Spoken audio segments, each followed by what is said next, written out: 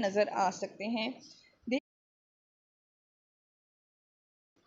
Book का content थोड़ा सा देख लेते हैं। Bacteria are cells that are big. एक बैक्टीरिया का अपना क्रोमोसोम है और एक प्लाज्मिड सर्कुलर शेप में डीएनए प्रेजेंट है। बुक का कंटेंट थोड़ा सा देख लेते हैं। Bacteria are cells that are big enough to be seen under the light microscope, यानी कि एक कॉमन माइक्रोस्कोप में आपको बैक्टीरिया नज़र आ सकते हैं। They are found everywhere, air, water, in the soil. They are also found outside and inside the bodies of plants and animals. इसके बाद आपके पास ये फिगर है बैक्टीरिया की बुक में बनी हुई, ये वाली।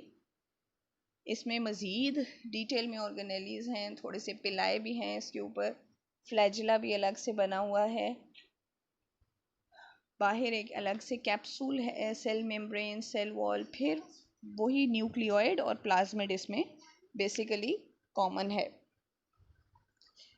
Bacterium is a unicellular micro organism having cell wall not made of cellulose. इसकी सेल वॉल प्लांट सेल से थोड़ी सी डिफरेंट होती है। नो न्यूक्लियर मेम्ब्रेन, न्यूक्लियस के गिर्द कोई वॉल नहीं होती।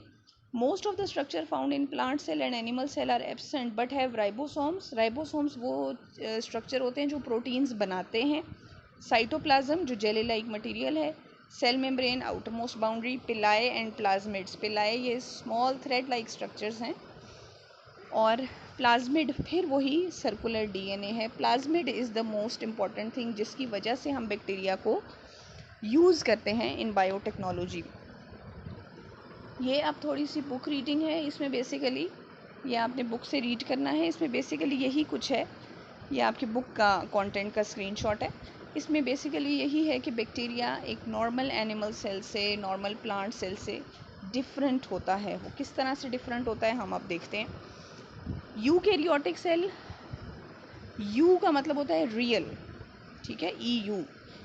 यूकैरियोटिक मीन्स वो सेल्स जिनमें न्यूक्लियस होता है। तमाम एनिमल सेल्स, तमाम प्लांट सेल्स, बहुत सारे फंजाई के सेल्स, एल्गी, ये सारे के सारे आपके पास न्यूक्लियस रखते हैं। प्रोकैरियोटिक सेल में बैक्टीरिया और कुछ और यूनिसेलुलर ऑर्गेनिजम्स आते हैं।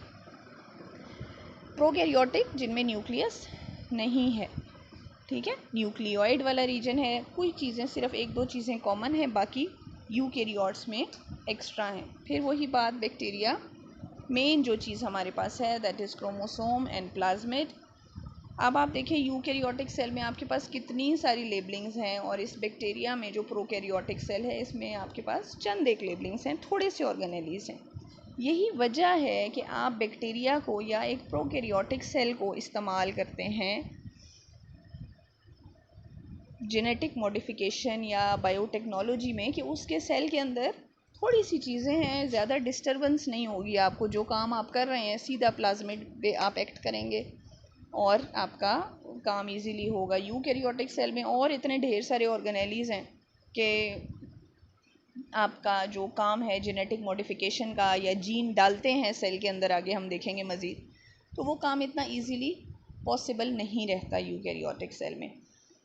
प्रोकैरियोटिक सेल की सिंप्लिसिटी, सिंपल है, कम ऑर्गेनेलीज हैं, ये वजह है कि हम प्रोकैरियोटिक सेल और बैक्टीरिया को यूज़ करते हैं। और सबसे बड़ी वजह बैक्टीरिया को यूज़ करने की उसका प्लाज्मिड है। That is why bacteria is used in biotechnology, because of this plasmid.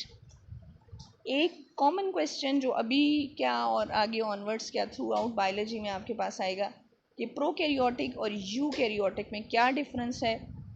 तो the difference is that prokaryotic में न्यूक्लियस नहीं है और यूकैरियोटिक में न्यूक्लियस मौजूद है। तो bacteria is widely used in biotechnology. Next video में हम देखेंगे कि how it is used in biotechnology. Thank you.